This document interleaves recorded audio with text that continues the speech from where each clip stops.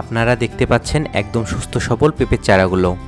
চারাগুলোর বয়স ৪৫ থেকে ৫০ দিন চলছে। আপনারা যারা নিজেই বীজ থেকে চারা তৈরি করতে চাচ্ছেন, এই ভিডিওটি তাদের জন্য। আপনারা দেখতে পারতেছেন আমরা কিভাবে পাকা পেঁপেগুলো থেকে বীজ সংগ্রহ করতেছি। বীজগুলো সংগ্রহ করার পর রোদে ৩ দিন শুকোবো।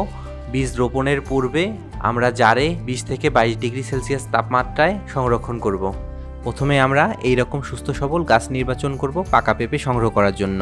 এর আগে একটি বিষয় ভালোভাবে খেয়াল করতে হবে যে বাগান থেকে পেঁপে সংগ্রহ করব সেখানে পর্যাপ্ত পরিমাণ পুরুষ গাছ আছে কিনা। পাকা পেঁপে সংগ্রহ করার পর পেঁপেগুলো কেটে পরিপক্ক বীজগুলো সংগ্রহ করব, অপরিপক্ক বীজগুলো ফেলে দেব।